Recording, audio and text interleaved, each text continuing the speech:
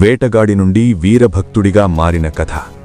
ఈ ప్రపంచంలో భక్తి అంటే పూలతో చేసే పూజ కాదు, వేదమంత్రాలతో చేసే ఆరాధన కాదు, హృదయంతో చేసే అర్పణే నిజమైన భక్తి.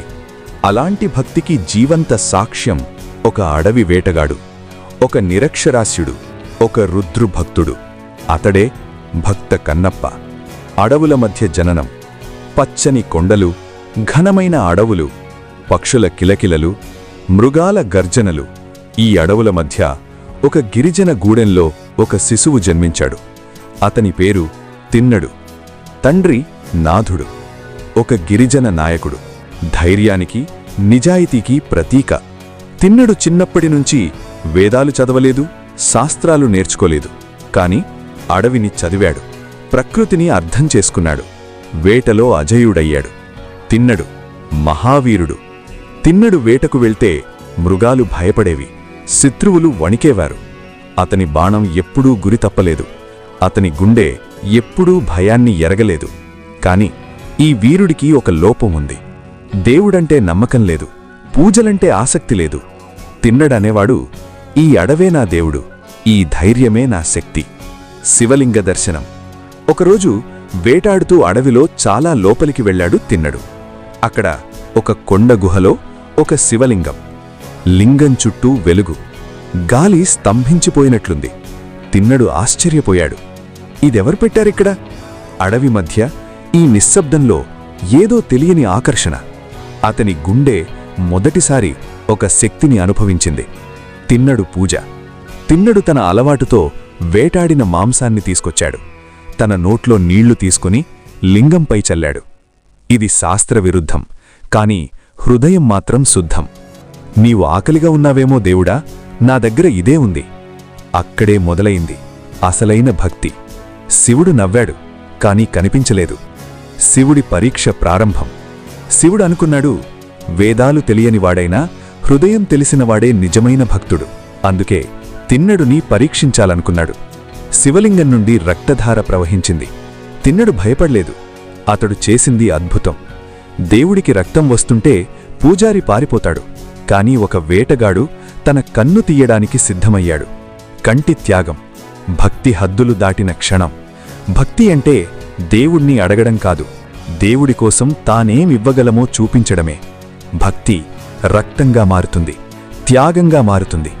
రక్తం కారుతున్న శివలింగం. అడవి నిశ్శబ్దంగా ఉంది. గాలి కూడా ఊపిరి ఆపినట్లుంది. శివలింగం నుంచి రక్తం చుక్కలు చుక్కలుగా పడుతోంది. తిన్నడు చూశాడు. ఒక్క క్షణం కూడా ఆలోచించలేదు. భయం లేదు, సందేహం లేదు. నీవు నొప్పితో ఉన్నావా దేవుడా? అతని గొంతులో భయం కాదు, వేదన ఉంది. గాయం కప్పే ప్రయత్నం. తిన్నడు వెంటనే ఆకులు తీసుకొచ్చాడు, మట్టితో కప్పాడు. కాని రక్తం ఆగలేదు. రక్తం ఇంకా వేగంగా చారుతోంది. తిన్నడు గుండె పగిలిపోయింది. నా శరీరంలో రక్తం ఉంటే నీకు నొప్పెందుకు? భక్తి భయంకర నిర్ణయం. ఒక్క క్షణం నిశ్శబ్దం. తిన్నడు తన బాణం తీశాడు.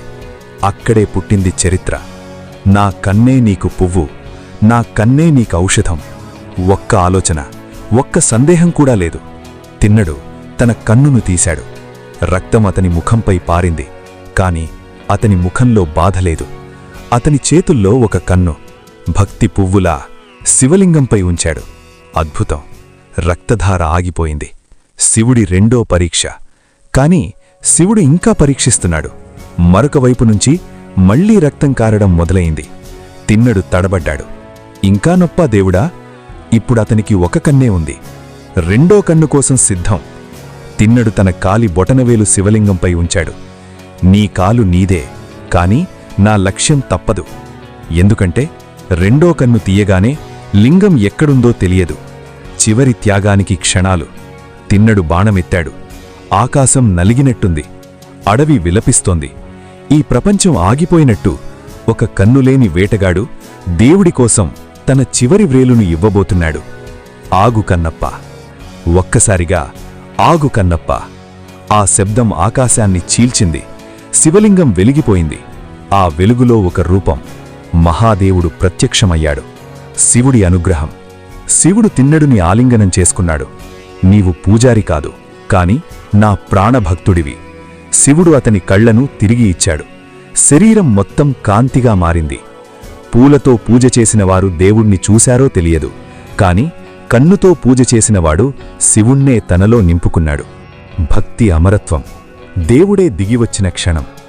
ఈ లోకంలో రాజులు వచ్చారు, సామ్రాజ్యాలు కూలిపోయాయి, కాని ఒక వేటగాడు చేసిన భక్తి కాలాన్ని దాటింది.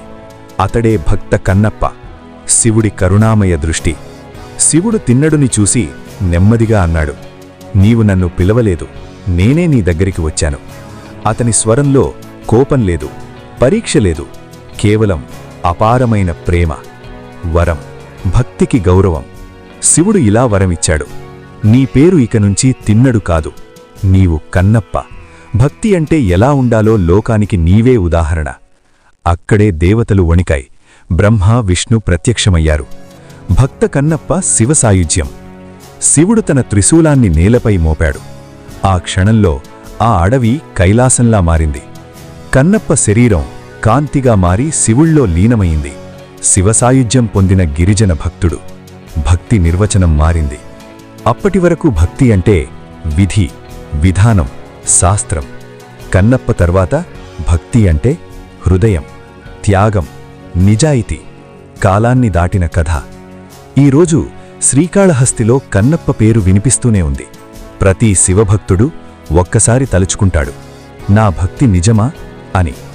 దేవుడికి పువ్వుల అవసరం లేదు, నీ కన్నీళ్లు చాలు. దేవుడికి మంత్రాలవసరం లేదు, నీ మనసు చాలును. దేవుడు మనల్ని చూడడు, మన త్యాగాన్ని చూస్తాడు. ఈ కథ మీ హృదయాన్ని తాకితే శివుడి నామం కమెంట్లో రాయండి. ఓం నమఃశివాయ. ప్లీజ్ మీకు ఈ వీడియో నచ్చితే లైక్ చేయండి, షేర్ చేయండి, మరియు ఇలాంటి స్టోరీస్ కోసం మా ఛానల్ని సబ్స్క్రైబ్ చేయండి. శుభం.